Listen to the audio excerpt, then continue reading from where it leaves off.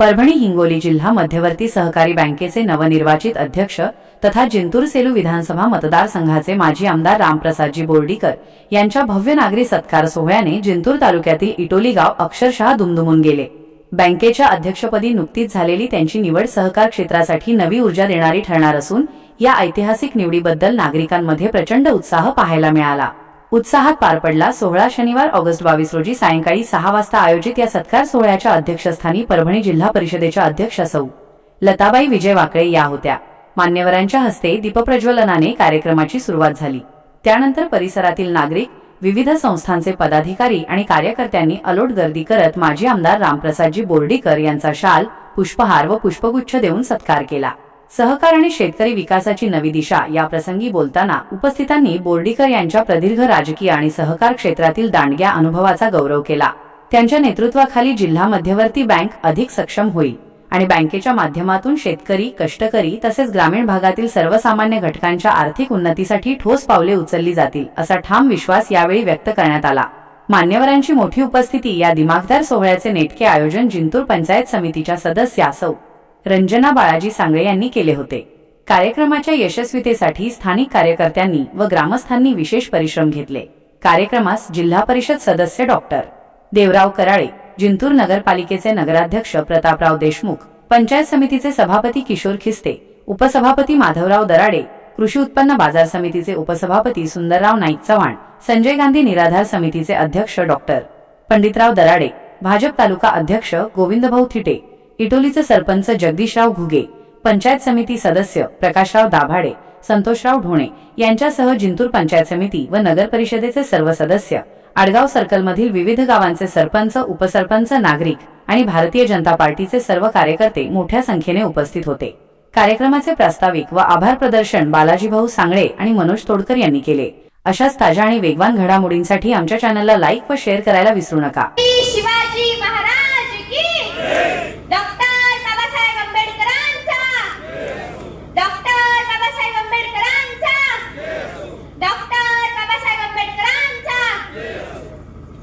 इतिहासात नाव कोरले जाईल अभिमानाने, इतिहासात नाव कोरले जाईल अभिमानाने, कारण एका नेत्याने परभणी जिल्ह्याला दिले नवे स्वप्न, कारण एका नेत्याने परभणी जिल्ह्याला दिले नवे स्वप्न। नाव रामप्रसाद, काम विकास, नाव रामप्रसाद, काम विकास। बोर्डीकर साहेब म्हणजे प्रगतीचा विश्वास।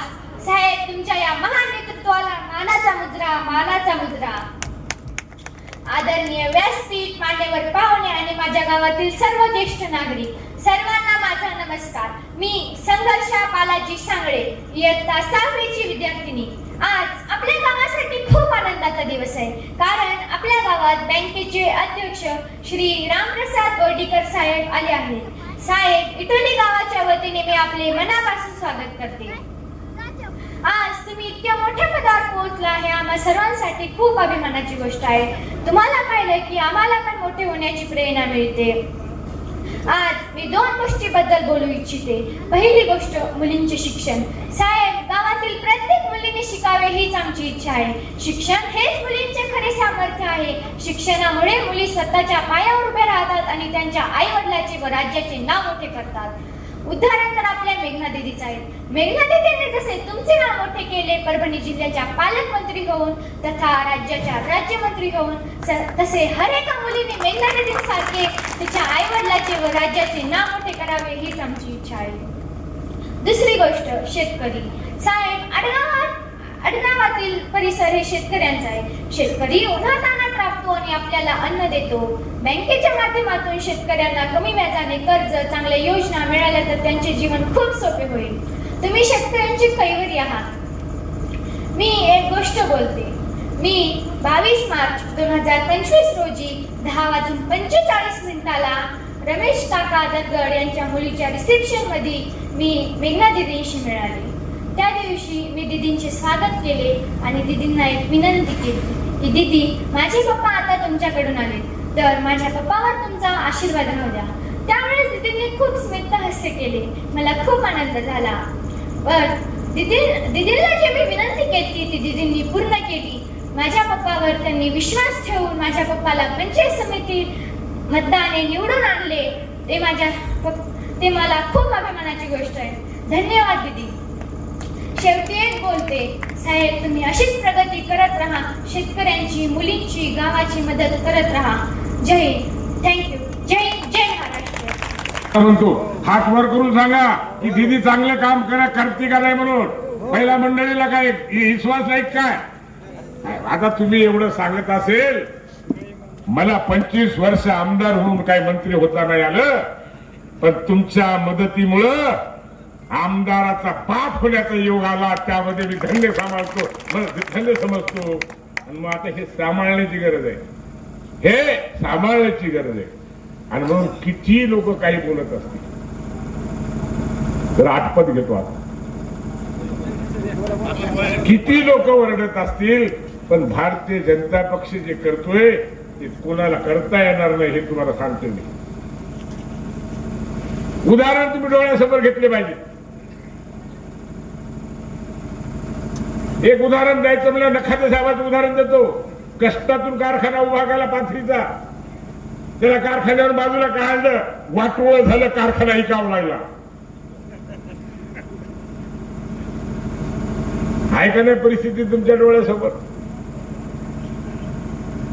आणि मला असं वाटतंय की यात आपल्या मतदारसंघात जर विचार केला, निष्पाप भावनेनं, काही न स्वार्थ ठेवता काम करणारा जर विचार केला तुम्ही, मी म्हणतोय म्हणून नाही, मला तर काय वाटतं की मी काही म्हणेन, पण तुम्ही केलं पाहिजे की बोर्डीकरने 25 वर्ष आमदार होते, 50 वर्षापासून मधात अजून बदलून जरी पाहिलं तर खऱ्या अर्थाने या तालुक्यातल्या माणसानं जे ववळ मला दिलं त्याची सेवा करण्यात कुठं कमी पडतोय का. आणि आता तर सगळ्या जिल्ह्याचे सूत्र आपल्या हातात दिले. केव्हाही खटखटादार, केव्हाही दार खटखटा, कोणत्या कामासाठी नकार हा राहणार नाही. बँकेच्या संदर्भात सांगितले आमच्या गुरुजींनी उदाहरण, शुभमंगलच्या संदर्भामध्ये. अरे मी काय म्हणत होतो, माझे शब्द तुम्ही कधी ऐकले असतील. आणि माझ्यासाठी बँकेचा चेअरमॅन आणि हे फार मोठं काही महत्वाचं नाही.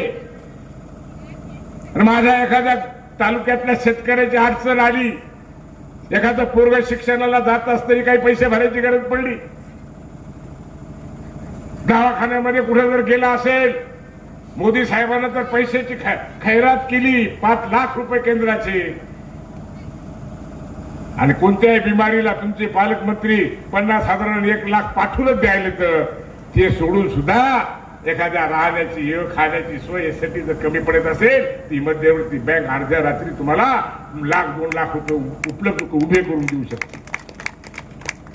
कोणी जमिनी घेतल्या, हे आमच्या कांताने घरच बांधलं असं झालं. काय कांता किती बेजार झाला मला सांगता येणे गेले. आज सांगल्या कुठे कमी पडले, तिथं ती ताकद तुमच्यामुळे मला मिळाली. त्याचा उपयोग आई जगदंबेचा समोरून सांगतोय, तुमच्यासाठी ते करील एवढा शब्द या बैठकीमध्ये मी देतो तुम्हाला.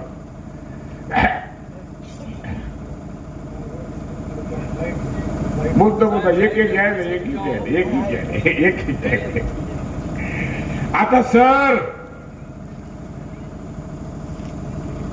आता लाईटच्या संदर्भामध्ये या 2 वर्षामध्ये काय म्हणतो मी, या अवघ्या 2 वर्षामध्ये लाईट मध्ये काही सुधारणा झाल्यासारखी वाटायली का तुम्हाला? इमानदारीने सांगा. खरंच वाटत असेल तरच हात उभा करा, नाही तर हात वर करा, नाहीत नका. काय मला असं वाटतंय की प्रत्येक गावात एक नवीन डीपी, ऐका मी काय सांगतो, नवीन डीपी देण्याचं काम जवळपास संपत्ती आहे. ज्या गावात 63 ची डीपी होती, त्या 63 वर 100 ची करण्याच्या संदर्भात तेही सुद्धा आता 20 का 25 गावं राहिले फक्त. जे मागे लागले, जे करून घेतले, त्यांच्या एका एका गावामध्ये 2-2, 3-3 डिप्या नवीन बसल्या.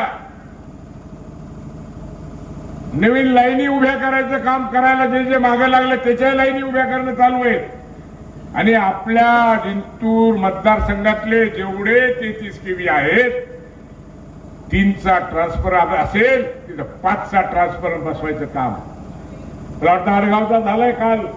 कशाला जी अडचण होती ती आडगावचा जाऊन आता सुरू केला का नाही मला माहित नाही, पण प्रत्येक ठिकाणी नवीन एक ट्रान्सफॉर्म, नवीन 2 लाईन काय 2 फीडर काढण्याच्या संदर्भातल्या सूचना आपल्या पालकमंत्र्यांनी दिलेल्या आहेत, लक्षात घ्या. पुढे आजची जी लोड शेडिंग व्हायली किंवा आज जे कमी लाईट पडायला त्याला कारण काय आहेत, ह्या गोष्टी जर तुम्ही तपासून घेतल्या तर मला वाटतंय आम्हाला काही सांगायची गरज पडणार नाही. पण याही संदर्भामध्ये जवळपास सगळीकडले प्रश्न मिटलेत.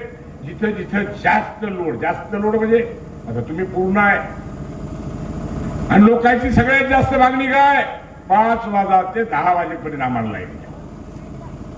दिवसभर एखादं सबस्टेशन जर सुरू केलं,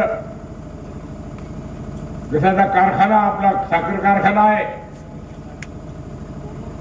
साखर कारखान्याचा कारखाना सुरू केला की आधी ठरावं लागतं की ते 1200 चालवायचा का 1500 चालवायचा का 2000 चालवायचा. 1200 चालवत असेल तर कंटिन्युएशन 1200 तेवढं ऊस आणून टाकण्याची क्षमता घ्यावी लागते. आणि एखाद्या वेळेस जास्त जर ऊस आला 1500 2000 जर येऊ लागला तर जाम होतो. जाम होऊन त्याचे जे काही प्रॉब्लेम तयार होतात ते तुम्हाला कल्पना नाही, आधीच ठरवावं लागत असते. आता सरकारने ठरवलंय की या पद्धतीने हे आपले पॉवर हाऊस आपले जे काही थर्मल आहेत त्याचे थर्मल अशा पद्धतीने चालवायचे. दुपारी वीज काय रुपये आपण काही वीज विकतही घेतो. दुपारी काय रुपयाने मिळते, दुपारी 4 रुपये 5 रुपये 6 रुपयापासून मिळते. आणि सायंकाळी 5 वाजले की या एमएससीबीच्या इजेचा आपण जे खरेदी करतोय त्या इजेचा रेट 12 रुपये 13 रुपये होतो. आणि त्यामुळं ही अडचण वाढली असं नाही की तुमच्या या फीडरवर 5, 6, 7 असे गाव जास्त असतील. मधात गॅस नव्हता, गॅसचा तुटवडा होता, पण बाजार मार्केट व्यापारी आणि मग शेगड्यावर आले लोक 5 ते 10 वाजेपर्यंत एवढ्या जोरात शेगड्या चालतात कितीही लाईट टाकायचं काही वेळ बसत नाही. हे सगळ्या गोष्टीच आहे. तरी सुद्धा मला वाटतं या महिन्यात ते 2 महिन्यामध्ये जिंतूरचे जे काही 2-4 ठिकाणी जे प्रॉब्लेम राहिले ते पूर्ण करण्याच्या संदर्भामध्ये यंत्रणा आता कामाला